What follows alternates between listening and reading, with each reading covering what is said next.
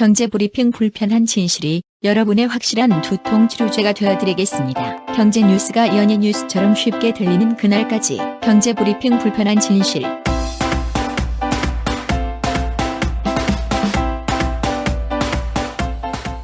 경제브리핑 불편한 진실 10월 31일 순서 시작하겠습니다. 박 PD는 주말 어떻게 보내셨어요?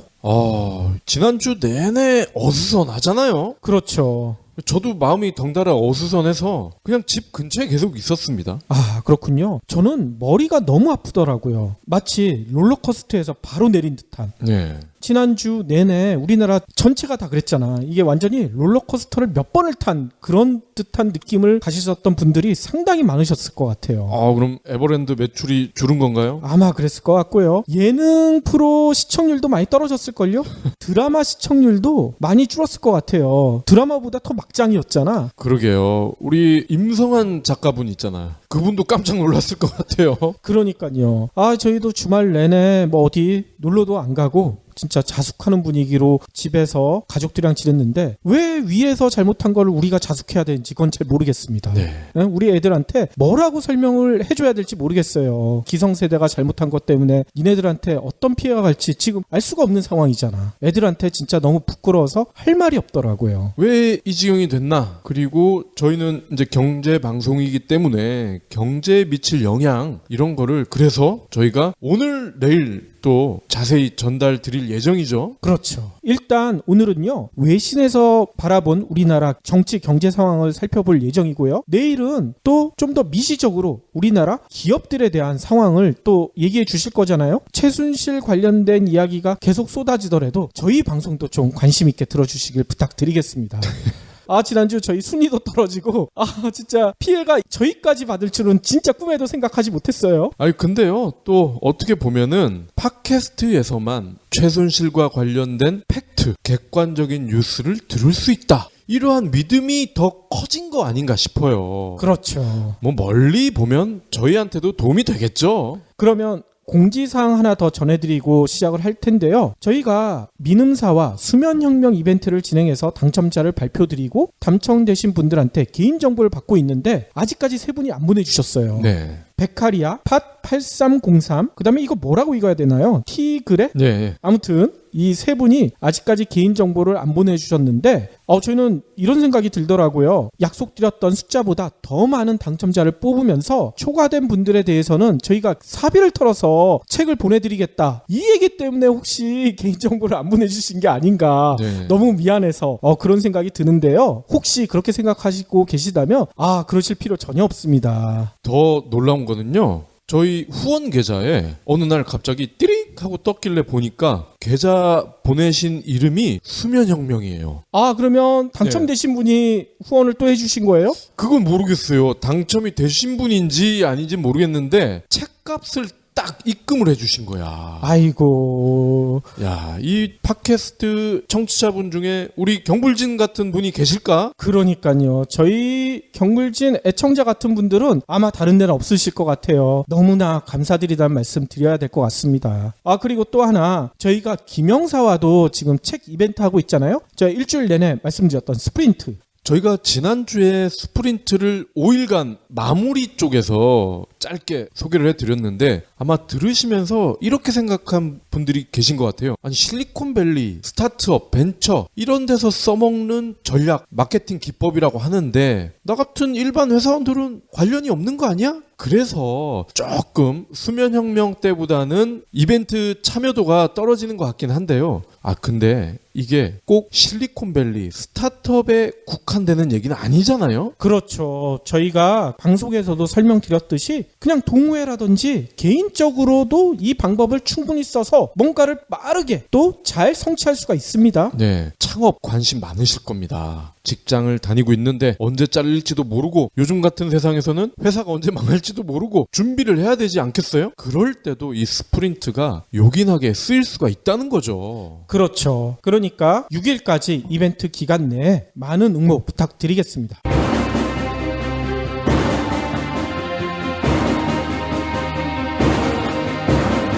어느 날 갑자기 400억 원의 빚을 지게 된다면 어떤 생각이 들까요? 겨우 36살의 나이에 엄청난 빚을 지게 된 한 남자가 빚을 갚아 나간 장장 16년간의 세월을 책으로 썼는데요. 소설보다 가혹한 현실에 많은 독자들이 눈물을 흘렸다고 합니다. 중소기업 사장님, 예비 창업자, 지금 최악이다! 이렇게 생각하는 분들이 자신의 인생을 들여다보고 용기를 얻었으면 하는 바람에서 저자분은 이 책을 썼다고 합니다.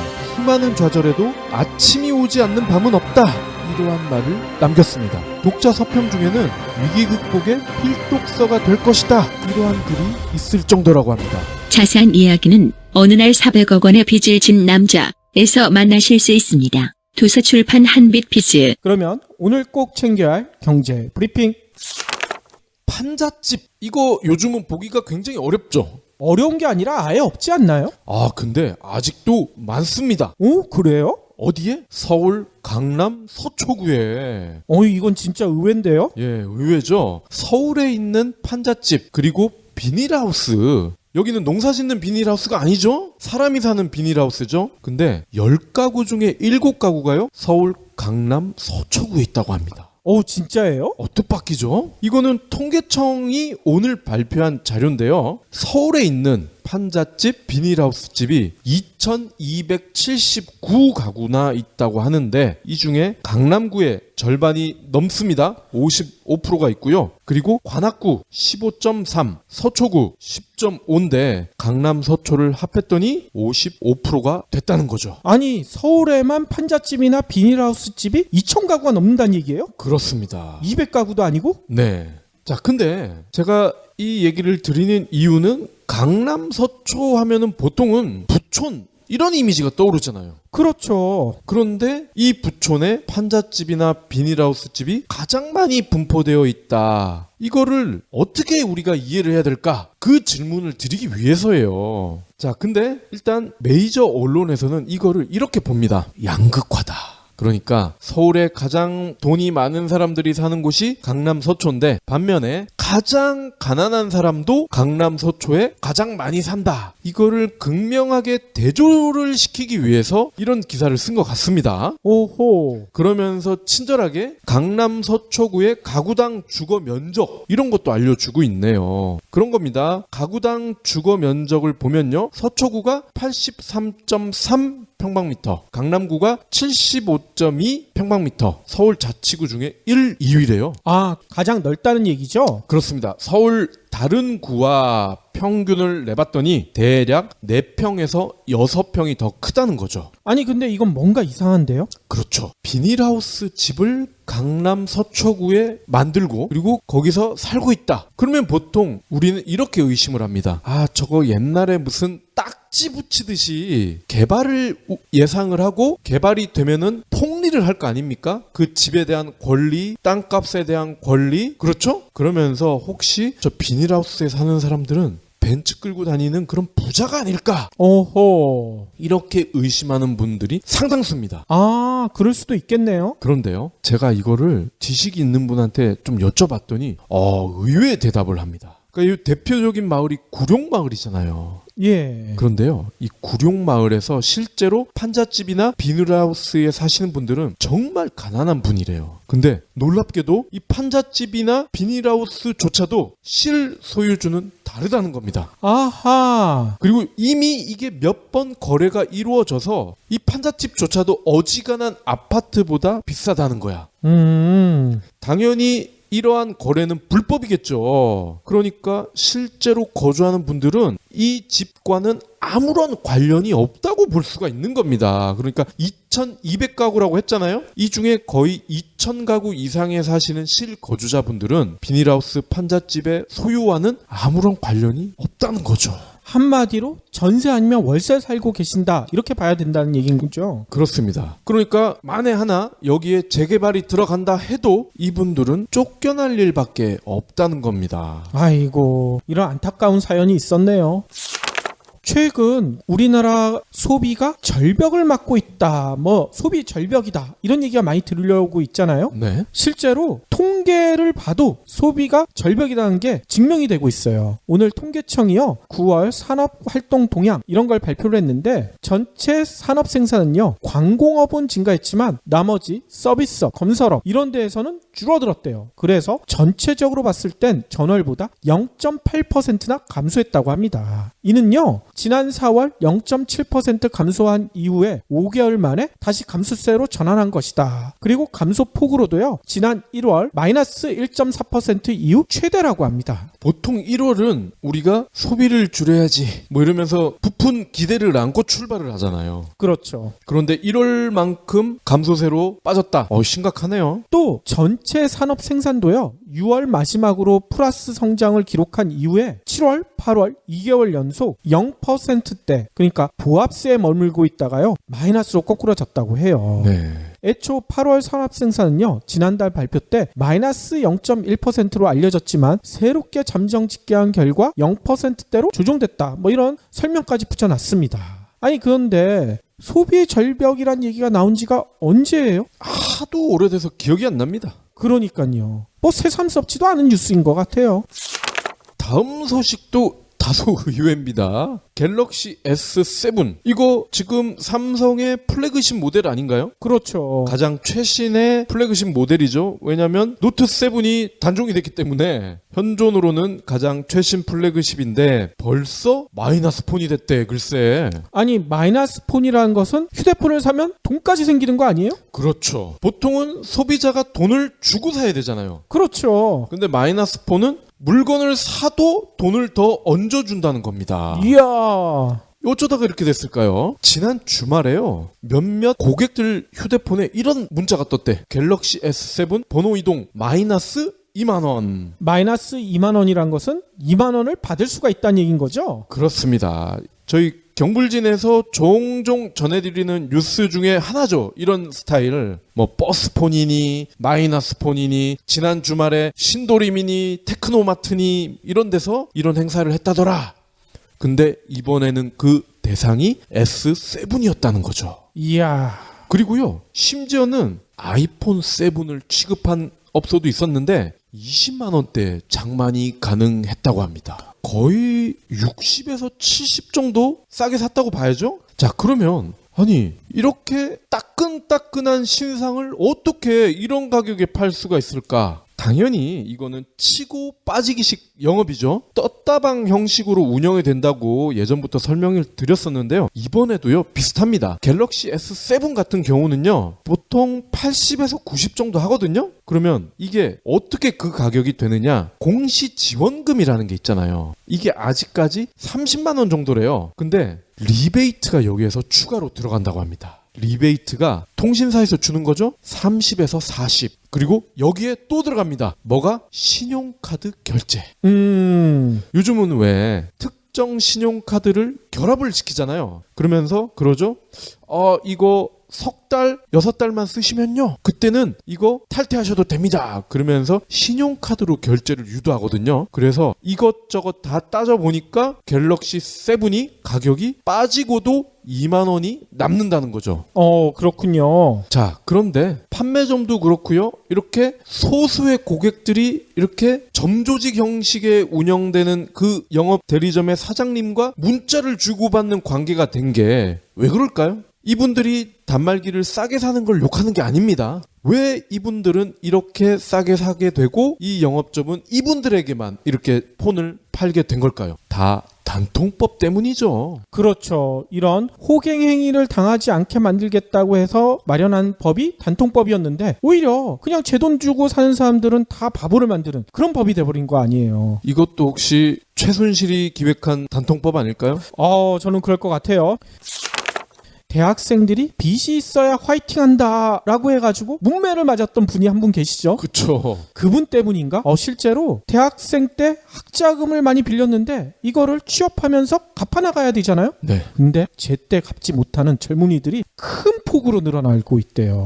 취업을 했는데도 그렇죠. 이 얘기는요, 국세청 통계자료를 보니까 나와 있습니다. 취업 후 학자금 상환 제도를 통해서요, 대학 학자금을 대출받은 사람들 중에 86,715명이요, 지난해 상환 대상이 됐대요. 학자금 대출자 중 연간 종합소득, 근로소득, 연금소득, 양도소득 등 1,856만 원을 넘게 발생한 경우 상환 대상이 된다고 합니다. 그러니까 연봉이 1,856만 원이 넘으면 자동적으로 상환을 해야 된다는 얘기네요. 그렇죠. 그런데 문제는 작년 상환 대상 가운데 돈을 갚지 못한 사람이 무려 7,912명, 전년보다는요 49.5%나 증가했대요. 예.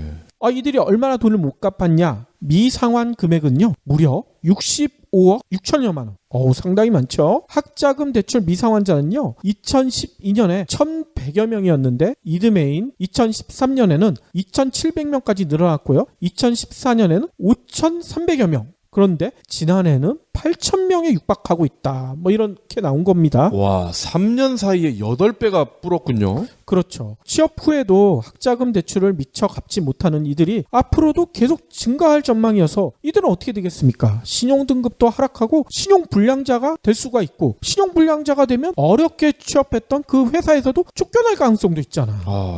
결혼도 못할 거 아닙니까? 그러니까요. 아니 진짜 젊은이들을 얼마나 화이팅 시키기 위해서 이렇게 빚을 내게 만드는지 모르겠네요. 이 등록금이 비싼 것도 이유일 것 같고요. 그리고 연봉이 낮은 것도 이유일 것 같긴 한데, 참 대학을 안 가고도 먹고 살 수 있는 그런 사회가 돼야 될 텐데 말이죠. 그렇죠. 이것도 최순실 때문이 아닐까 이런 생각이 드네요.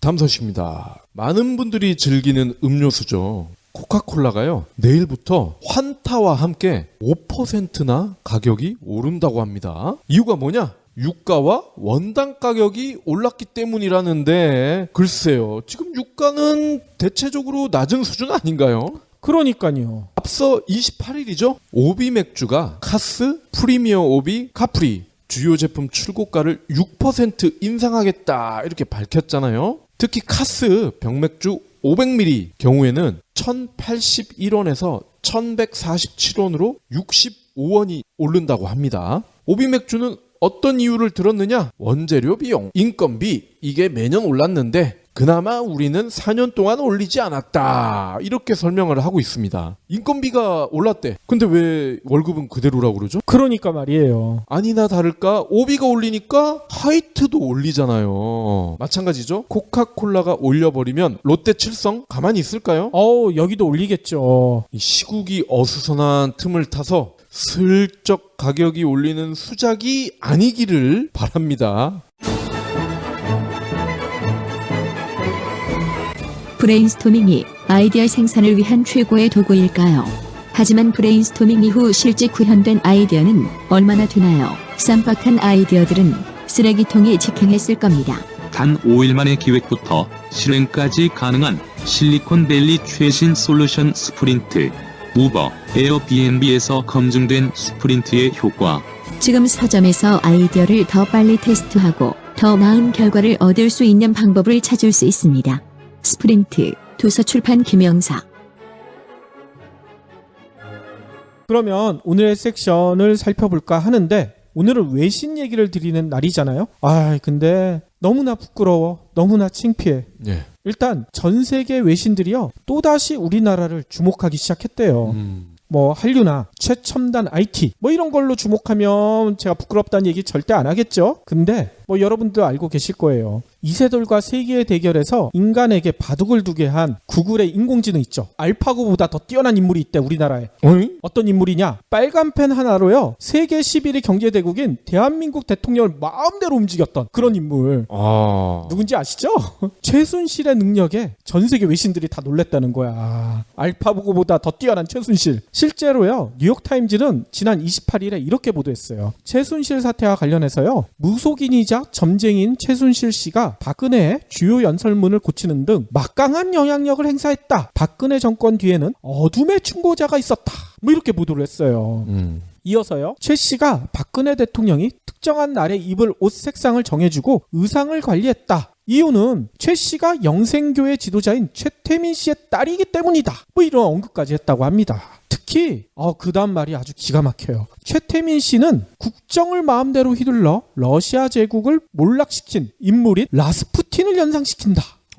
이런 지적까지 했어요. 라스푸틴이요?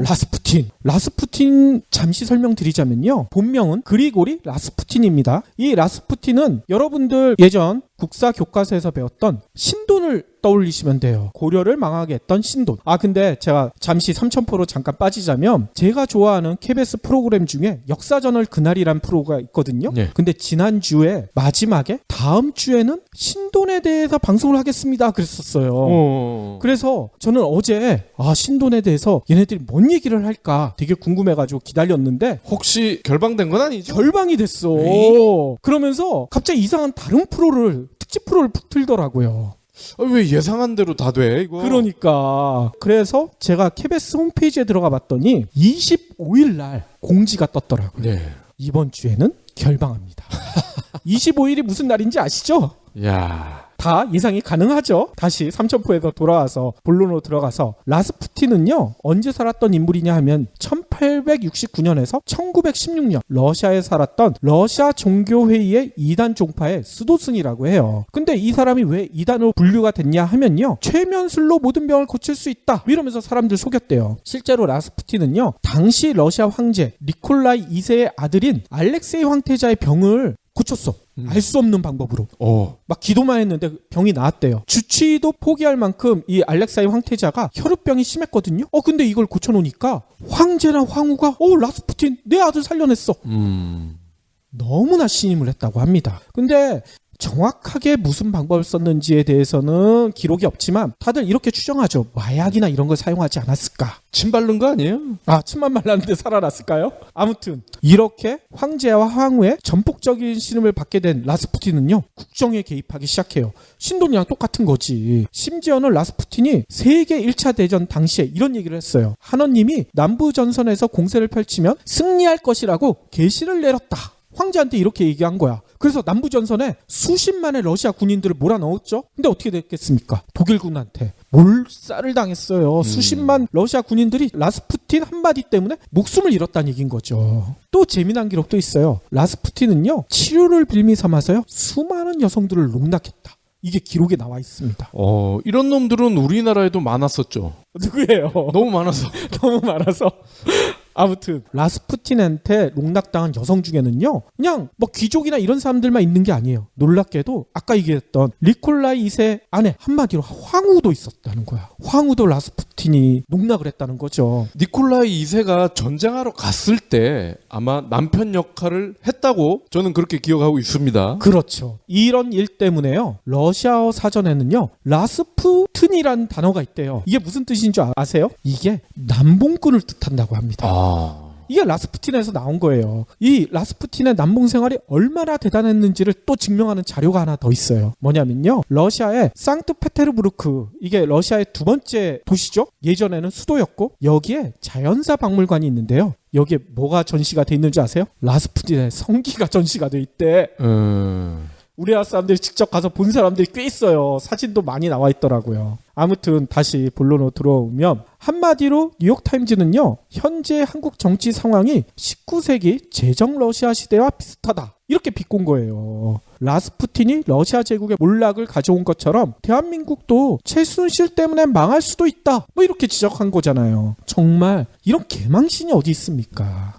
저는 매체가 뉴욕타임즈라는 게 굉장히 부끄럽네요. 그렇죠. 전 세계에서 가장 영향력 있는 매체 중에 손꼽히는 데 아니에요. 근데 뉴욕타임스뿐만 아닙니다. UPI 통신도 이런 보도를 했어요. 최순실의 아버지인 최태민이 고 유경숙 여사의 말을 박 대통령에 전달하기 시작한 사람이다. 뭐 이러면서요. 최순실이 아버지에 이어 박 대통령에게 유 여사의 영적 메시지를 전하는 역할을 계속한 것으로 보인다. 이렇게 보도를 했습니다. UPI 통신도 한국을 민주주의 국가가 아닌 이런 신정국가 비슷하게 바라본 거란 얘기인 것이죠. 야, 이거는 영화에서나 볼 수 있는 그런 거 아니에요? 뭘 정치적인 결정을 하기 전에 항상 점쟁이들한테 가서 신의 계시를 받았느니라 뭐 이러면서 물어보잖아요. 그렇죠. 외신들은 또 우리나라에 대해서 우리 국민들의 저항 이것도 상세히 다루고 있습니다. 지난 주말 서울 청계광장에 촛불 시위가 대단했죠. 네. 이 모습을 사진과 함께 다 전했어요. AP통신이 뭐라고 전했냐 봤더니만요. 수천 명의 시위대가 박 대통령의 퇴진을 촉구하고 있다. 촛불을 든 시위대는 누가 진짜 대통령인가? 박근혜 하야. 뭐 이런 구호가 적힌 피켓을 들고 있다. 이거를 사진과 함께 서울발 기사로 전 세계에 타전했다고 합니다. 영국의 로이터 통신도요. 지난 주말 경찰 추산 8,000명, 주최 측 추산 3만 명이 시위에 참가했다. 이러면서 최순실 사태에 따른 위기가 심화되면서 박 대통령의 지지율이 급속도로 낮아졌고 한 여론조사에서는 응답자의 40%가 박 대통령이 스스로 물러나거나 탄핵돼야 한다고 주장한 것으로 나타났다. 이걸 서울발로 보도를 했어요. 특히 로이터 통신은요. 성난 한국 시민들이 박 대통령이 대중의 신뢰를 배신하고 정부를 잘못 관리했기 때문에 그 권한을 상실하는 것도 마땅하다. 이렇게 주장했다는 시위 분위기도 상세히 전했다고 합니다. 실제로 저희가 지난주 목요일이었던가요? 종로 쪽에 저녁 약속이 있어서 나갔잖아요. 그랬었죠. 와, 근데 종각 근처였죠? 거기서 벌써 엄청난 규모로 시위를 하고 있더라고요. 그렇죠. 또 이번 사태에 대해서 해설을 상세히 보도한 외신들도 상당히 많더라고요. 미국의 공영 라디오인 NPR이라고 있거든요. 여기서 뭐라고 했냐면요. 박 대통령이 이번 스캔들에 관련해 방송 연설을 통해 대국민 사과를 진행했지만 사태는 진정될 기미를 전혀 보이지 않고 있다. 그 이유는 이번 사안이 수천만 달러의 돈과 국정 개입 혐의뿐만 아니라 죽은 자의 목소리를 듣는 샤머니즘 연자, 승마 이야기를 포함하고 있기 때문이다. 이렇게 분석을 했어요. 너무나 창피하죠? 워싱턴 포스트도요. 뭐라고 전했냐면 최태민이 한국의 라스푸틴으로 불린다는 과거 주한 미국 대사가 본국에 보고한 바가 있다. 비선실세 루머와 족벌주의, 부적 이득 등이 포함된 드라마틱한 전개의 스캔들이 박 대통령을 집어삼키고 있다. 이렇게 분석하고 있어요. 아, 드라마틱하대요? 그렇죠. 다이나믹 코리아라는 거예요. 더 신랄한 비판도 있습니다. 진짜 중국 언론이 보도한 내용 들으시면 여러분들 깜짝 놀라실지도 몰라요. 중국의 인터넷 언론 중에 관차 저왕이란 언론이 있는데 여기선 제목을 이렇게 뽑았어요. 한국인은 왜 대통령을 잘 뽑지 못하는가? 그래서 여기서 뭐라고 보도했나 봤더니만 최순실 같은 정치에 아무런 상관없는 사람이 어떻게 대통령의 연설문을 수정하고 국정에 개입할 수 있느냐? 이는 현대민주주의 국가 법률과 행정제도에 대한 조롱이자 유린이다. 이런 신랄한 비판을 먼저 쏟아냈어요. 이어서 한때 선거의 여왕으로 불리는 박 대통령은 보수 집권당이 민심을 잃었을 때 여러 번 상황을 되돌렸다. 이는 박 대통령의 능력이 뛰어나서가 아니라 이미지 메이킹 효과 때문이다. 이런 분석까지 실어놨어. 제대로 보고 있는 거죠. 이미지 메이킹도 아닌 것 같아요. 저는 그냥 아빠가 박정희 대통령이라 그런 거 아니에요? 그러니까 뭐 그거나 더 나아가 관차처왕은 이런 얘기까지 했습니다. 좋은 대통령을 뽑지 못하는 것은 한국인이 정치 소양 문제뿐만 아니라 서방 선거제도 자체 폐단 때문이다. 한국뿐만 아니라 많은 국가의 학자들이 서방 선거제도의 폐단을 인식하고 중국의 선거제도와 단계적 엘리트 훈련제도에 큰 관심을 보이고 있다. 스스로 자기 체제를 자랑하고 있어요. 네. 이게 뭔 얘기입니까? 한마디로 대한민국 때문에 민주주의의 우월성에 커다란 상처를 입었다는 얘기 아니겠어요? 자유선거에 의한 민주주의보다는 중국이 하고 있는 지금 일당 독재가 더 우월하다. 이런 주장까지 나왔잖아.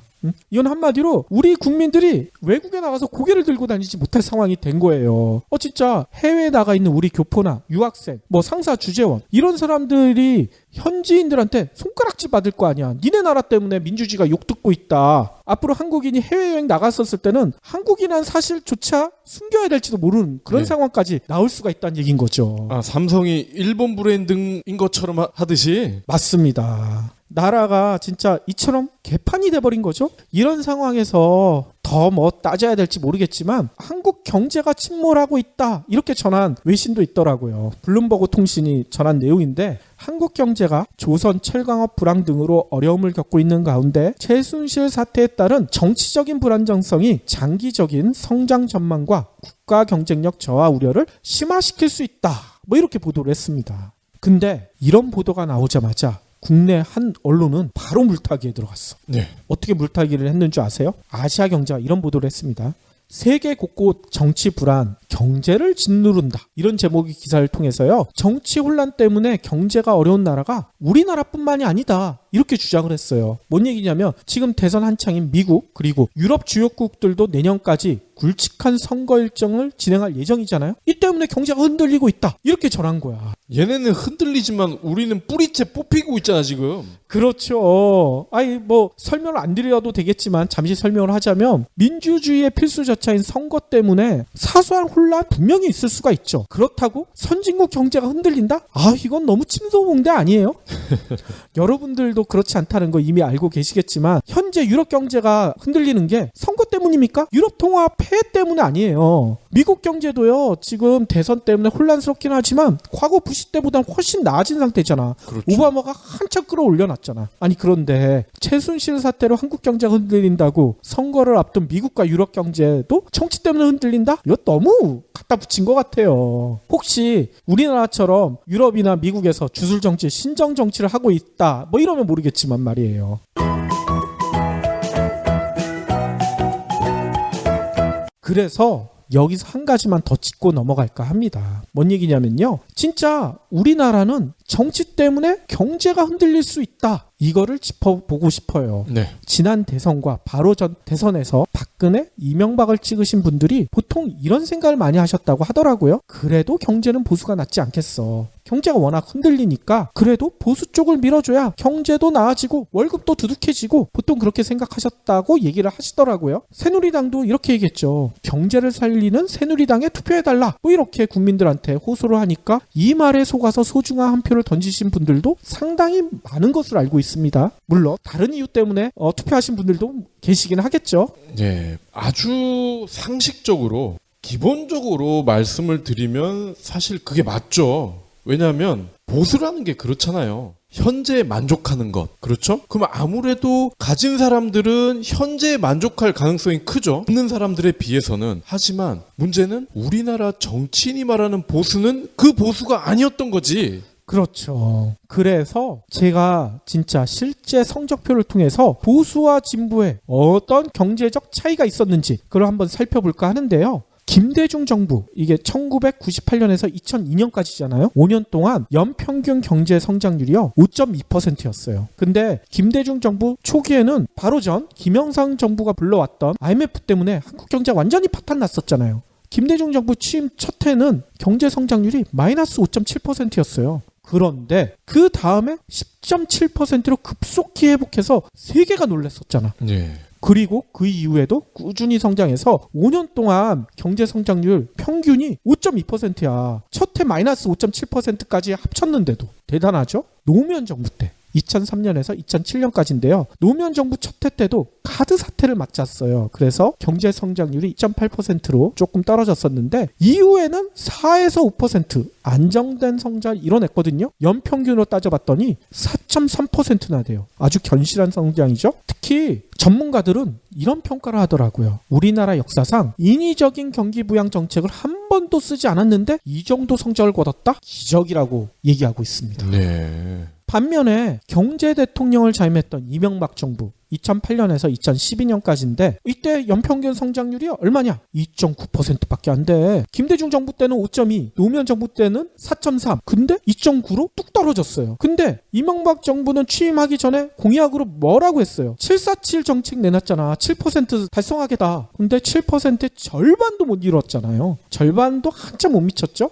그래서 일각에선 이런 얘기하죠. 2009년 미국발 금융위기 때문이다. 그런데 전문가들은 이런 지적을 합니다. 이명박 정부 내내 인위적인 고환율 정책 줄기차게 펴냈다. 또 4대강 등으로 부동산, 건설 경기 부단히도 뛰어났다. 그런데도 겨우 2.9%. 이 정도면 낙제점이다. 이렇게 평가를 해요. 경제 대통령이 아니었고 건설 대통령이었지. 건설 대통령. 그렇죠. 그러면 박근혜 정부 2013년부터 언제까지인지 모르겠죠. 또 하야할 수도 있으니까. 아무튼 박근혜 정부는 어떨까? 전문가들은 딱 이렇게 얘기합니다. 평가가 불가능하다. 일단 끝나지도 않았기도 하거니와 너무 너무 형편없으니까 임기 내내 경제 성장률 4%, 고용률 70%, 1인당 국민소득 4만 달러, 474 정책을 달성하겠다 이렇게 국민들 속였잖아요. 근데 현재까지 스코어는 연평균 경제 성장률이요 2% 초반. 이것도 아마 힘들 거다는 얘기가 있어요. 임기 내내 부동산으로 군부를 지폈는데도 이것밖에 안 된다는 거예요. 그래서 제가 누적으로 한번 따져봤습니다. 김대중 노무현 정부 10년 동안 한국 경제가 얼마나 성장했느냐 누적으로 따져보니까 무려 60%나 성장을 했어요. 하지만 이명박 박근혜 정부는요 아직 끝나지 않았죠. 내년에 5% 고도 성장을 한다고 감안하더라도 겨우 37%밖에 안 돼. 절반밖에 안 되죠. 그 정도면은 사실 가만히 냅둬도 되는 거 아니에요? 그러니까요. 아니 그러면 보수 쪽에서 주장하는 것처럼 당시 세계 경제 영향 때문일까? 김대중 노무현 정부 때는 세계 경제가 너무 좋았었고 이명박 박근혜 정부 때는 세계 경제가 나빠서 이런 석화가 나오지 않았을까? 이렇게 의심하는 분들이 계실 것 같아서 OECD 회원국 평균과 우리나라 경제 성장률 격차 이걸 한번 살펴봤어요. IMF 구제금융 직후 우리나라가 마이너스 성장 아까 했었다고 했잖아요. 마이너스 5.7%인데 이게 1998년에는 OECD 평균이요 3.5%예요. 그래서 격차가 상당히 크죠. 무려 9.2%. 이렇게 격차가 컸던 게 그 다음에 어떻게 됐는지 줄 아세요? 우리나라는 10.7% 성장했는데 OECD 평균은 3.4%밖에 안 돼요. 그 다음에 2000년에는 우리나라는 8.8%, OECD 평균은 4.1, 2001년도 우리나라는 4%, OECD 평균은 1.4%, 2002년에는 우리나라는 7.2%, OECD 평균은 1.7%, 2003년 노무현 정부 때로 들어와서도 우리나라는 2.8, OECD 평균은 2.1, 2004년은 우리나라는 4.6, OECD 평균은 3.2, 2005년에는 우리나라는 4%, OECD 평균은 2.7, 2006년에는 우리나라는 5.2, OECD 평균은 3.2, 2007년에는 우리나라는 5.1, OECD 평균은 2.8. 많게는 7.1%포인트나 우리나라가 앞서 OECD 평균보다. 그런데 이명박 정부 들어와서는 이 격차가 어떻게 됐을까? 이거 뭐 안 들어도 될 것 같은데요? 안 들어도 될까요? 살짝 얘기해드리면 이명박 정부 초기에 2008년에는 2.5%포인트 앞서고 있어요. 그리고 2009년에는 4.2%포인트, 2010년에는 3.5%포인트. 뭐 이때까지만 해도 그래도 성적이 준수하죠. 근데 2011년 들으니까 1.8%포인트 간신히 앞서고 2012년에는 1%포인트 살짝 앞섰어요. 박근혜 정부 들어와서는요. 2013년에는 1.7%포인트 앞서고 2014년에는 1.4%포인트 2015년에는 0.5%포인트 올해는 어떻게 될까요? 마이너스가 될지도 모른다고 얘기가 나오고 있습니다. 비교해보면 김대중 노무현 정권 때 세계 경제 화랑 때문에 우리나라 성장률이 높았던 게 아니라는 게 여기서 증명이 돼버리잖아. 그리고 이명박 정권 초기에 이렇게 비교적 양호한 수치가 나온 거는 노무현 정권 때 깔아놓은 것 때문에 이렇게 간 거 아니에요? 맞습니다. 그때 인위적인 경기 부양 하나도 하지 않고도 4% 가까운 성장률을 기록했기 때문에 그 추진력에 의해서 갔던 거였죠. 또 각 정부당 김대중 노무현 정부 10년, 이명박 박근혜 정부 10년의 최고 격차만 비교해도요. 김대중 노무현 정부 때는 7.1%포인트나 OECD 평균보다 높았어. 근데 이명박 박근혜 정부는 겨우 4.2%포인트. 2배 가까이가 차이 납니다. 네. 아니 경제 대통령 둘 다 표방했잖아요. 이명박 박근혜 다. 근데 경제 성적표는 오히려 더 나빠. 이뿐만이 아닙니다. 장하성 고려대 경영대 교수가 분석한 거를 살펴봤더니만요. 1인당 국내 총생산은요. 김대중 노무현 정부 집권 기간 외환위기로 인해 1998년에는 4,000달러 이상 줄어들었대요. 그런데도 이걸 감안하고도 10년 동안 얼마가 늘어난 줄 아세요? 11,000달러. 상당히 많이 늘어났죠. 하지만 이명박 정부 5년 동안에는 늘어난 수치가 겨우 1,300달러. 박근혜 정부 3년 동안은 겨우 2,800달러. 비교해보면 절반밖에 안 돼요. 국민의 살림살이. 김대중 정부 때는 외환위기로 인해 실제 가계소득이 크게 감소했었잖아요. 첫 해. 근데 4년 동안 무려 19%가 늘어났어요. 노무현 정부 때도 5년간 10%가 성장했거든요. 근데 새누리당 집권 8년 동안 실제 가계소득은요. 지금까지 다 통틀어서 10% 증가에 그쳤다고 합니다. 근데 아마 올해나 내년 수치를 더하면 더 처참해지겠죠. 가계부채 상황도 극명하게 엇갈립니다. 가계가처분 소득 대비 가계부채 비율 이걸 보면요. 김대중 정부 마지막 해에는 97%, 노무현 정부 마지막 해에는 105%였어요. 근데 이명박 정부 마지막 해 가니까 얼마까지 늘어난 줄 아세요? 125%. 박근혜 정부 2년째인 2014년에는 129% 갈수록 늘어나고 있어요. 쓸 수 있는 돈보다는 빚진 게 더 많다는 거죠. 그렇죠. 한마디로 박근혜 정부가 강조했던 국민 행복 시대가 아니라 국민 부채 시대가 열리고 있는 셈이에요. 아니 그러면 국민들은 이렇게 됐는데 나라 살림? 나라 살림도 여러분들도 알고 계실 거예요. 노무현 정부 마지막 해인 2007년에는 재정 적자가 6조 8천억 원 흑자였거든요. 근데 새누리당 집권 8년 동안 매년 재정 적자를 기록해서요. 누정 재정 적자가 무려 166조 원에 달합니다. 박근혜 정부 3년째인 지난해 재정 적자도 무려 30조 원이 넘었었잖아요. 이 덕분에 국가 채무도 급격하게 증가하고 있죠. 국내 총생산 대비 국가 채무 비율이요. 김대중 정부 마지막 해에는 18%에 불과했고 노무현 정부 마지막 해에도 29%였는데 이명박 정부 마지막 해에는 32%. 박근혜 정부 3년째인 2015년에는 39%. 이게 40%가 넘어가게 되면 한국 경제 보루인 재정 건전성이 무너질 수 있다. 이런 얘기를 듣고 있거든요. 네. 아마 올해는 40%를 넘어섰을 것으로 전문가들 예측하고 있어요. 그래서 장 교수는 이런 얘기를 하시더라고요. 김대중 노무현 정부 10년을 새누리당에선 잃어버린 10년이라고 얘기했잖아요. 네. 장하성 교수는 뭐라고 하냐면 이명박 박근혜 정부 10년을 잊어버리고 싶은 10년이다. 이렇게 평가를 하더라고요. 네. 오늘 방송을 들으신 애청자분들은 이렇게 생각하실 것 같아요.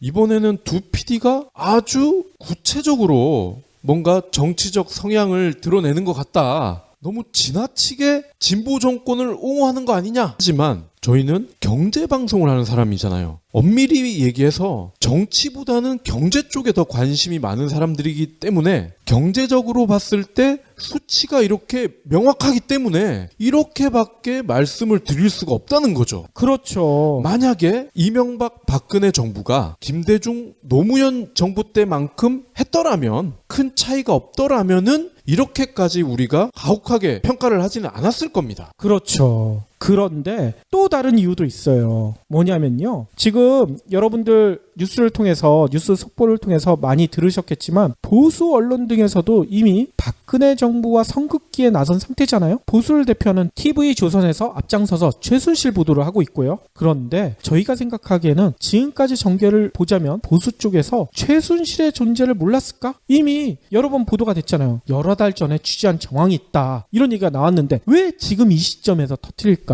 더 나아가 최순실에게 수시로 돈이 뜯긴 사람들이 있잖아. 재벌. 네. 재벌들이 최순실의 존재를 몰랐을까요? 그런데도 이 보수 언론이나 재벌들이나 사태가 터지기 전까지 철저히 침묵했죠. 왜 침묵을 했을까? 저희가 생각하기에는 최순실 박근혜가 뜯어가는 것보다 훨씬 더 많이 국민들에게 뜯어갈 수 있기 때문이다. 이런 생각이 들기 때문입니다. 네. 그런데 보수 언론이나 재벌들이 사태가 갑자기 커지니까 말 갈아타기에 나서고 있잖아요. 이유는 간단합니다. 다음 대선에서 또다시 자신들의 꼭두가시를 세우겠다. 이런 전략이 있는 것 같아요. 예전에 이명박 대통령에 대한 인기가 떨어지자 재빨리 박근혜로 갈아탔잖아요. 이명박과 박근혜는 다르다. 이런 주장을 하면서 네. 다음 대선에서도요. 아마 박근혜와 철저히 선을 그은 후보를 꼭두가시로 내세워서 집권에 나설지도 몰라요. 박근혜와 달리 스스로 연설문도 쓰고 말할 수 있으니 믿어달라. 그래도 경제는 보수가 낫지 않느냐. 진보가 집권하면 정치가 혼란스럽게 되고 경제도 망하게 된다. 이런 식으로 또 국민들을 현혹할 거란 말입니다. 스스로 연설문도 쓰면서 영어로도 말할 수 있는 사람 아닐까? 그러니까 말이에요. 하지만 다행스럽게도 또다시 속을 국민들은 없다고 믿고 있습니다. 경제는 보수가 낫다. 이런 허무맹랑한 주장에 현혹될 국민도 없을 테고요. 예전에 노무현 대통령께서 이런 얘기 하셨잖아요.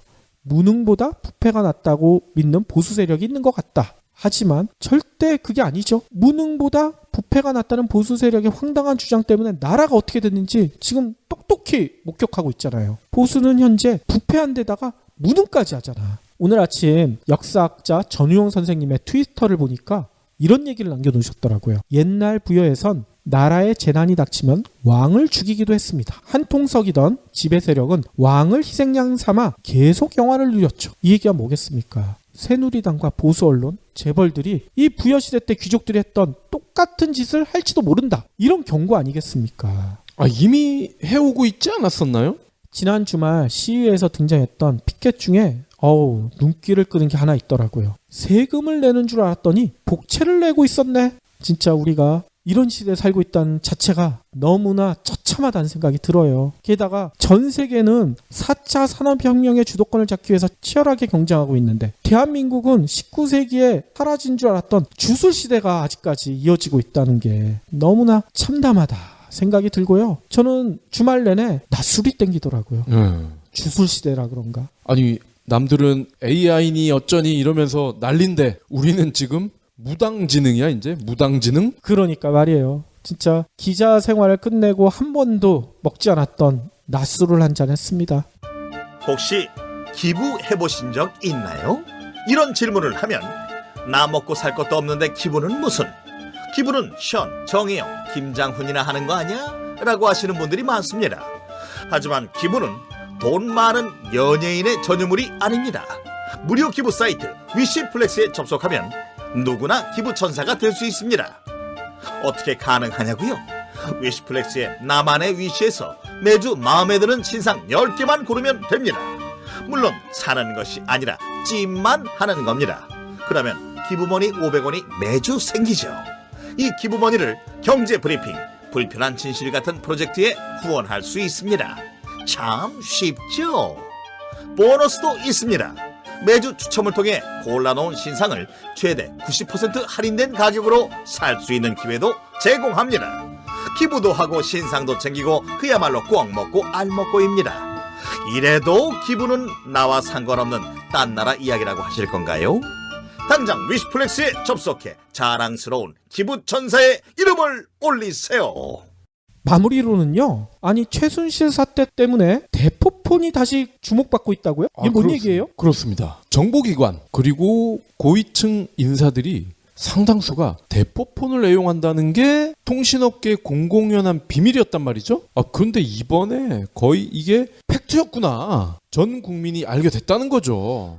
아니 그러니까 이 대한민국은 의심하면 팩트야. 의심이 틀린 적이 없어. 그렇게 말입니다. 주술시대라 그런가 봐요. 그러니까 이게 안종범 전 청와대 정책수석 비서관이 대포폰을 쓴 정황이 포착이 됐잖아요. 그러니까 아니 저 파란 지붕에 사는 높은 양반이 대포폰을 쓰고 있어. 그러면 그 밑에 있는 사람들도 당연히 쓸 것이고, 그죠? 청와대에서 쓴다는 얘기는 국정원이라든지 검찰이라든지 얼마든지 쓸 수가 있다. 합리적인 추측이 가능하잖아요. 그렇죠. 아니 근데 법적으로는 대포폰이 불법 아닌가요? 불법입니다. 자, 그러면은 이 대포폰에 대해서 간단히 설명을 드리는 시간으로 오늘 방송은 마무리를 드릴까 합니다. 대포폰은 말 그대로 쓰는 사람과 주인이 이름이 다른 겁니다. 그러면 원래 주인은 누구냐? 대부분이 노숙자래요. 왜 우리가 영화에도 이렇게 가끔 나오는데 자고 있는 노숙자를 끌고 갑니다.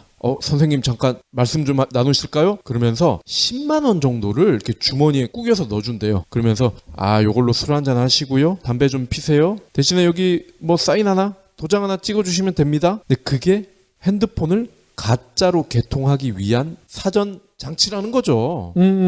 물론 친구나 친척 명의로 개설도 가능합니다. 불법이긴 한데 이렇게 쓰는 분들도 있다는 거죠. 하지만 이것도 넓은 의미에서 봤을 때는 대포폰이라는 겁니다. 법적으로요, 대포폰을 쓰거나 개설하는 것은 불법입니다. 그러니까 이름을 빌려준 사람이나 쓰는 사람이나 모두 처벌을 받는다는 얘기죠. 어떤 처벌을 받느냐? 1년 이하의 징역 또는 5천만 원 이하의 벌금. 아니 박 대통령이 대포폰 썼으면 이 처벌 받나요? 현직 대통령은 당연히 처벌을 안 받죠. 내란죄가 아니니까.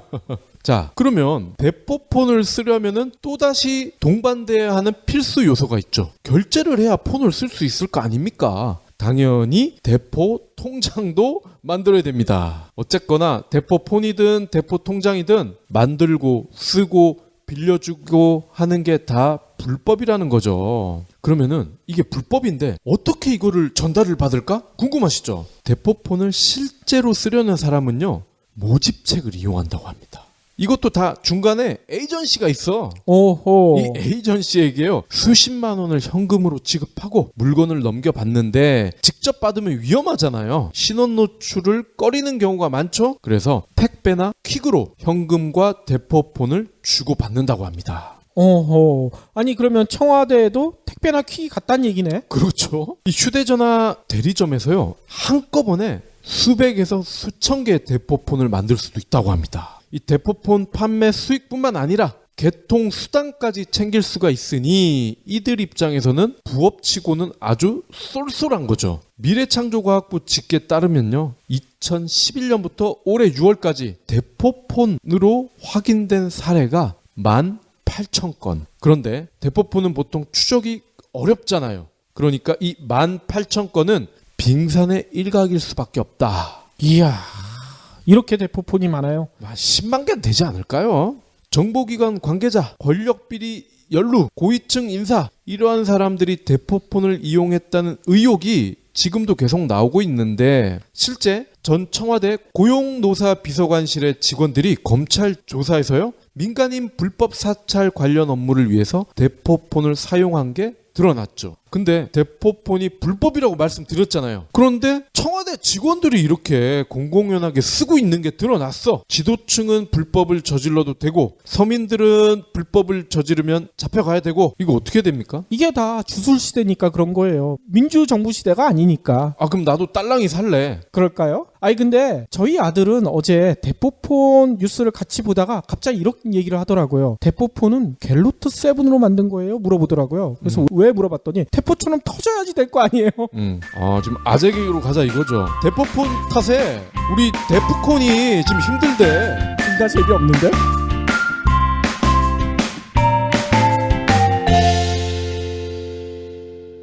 경제브리핑 불편한 진실 완수해주셔서 감사합니다.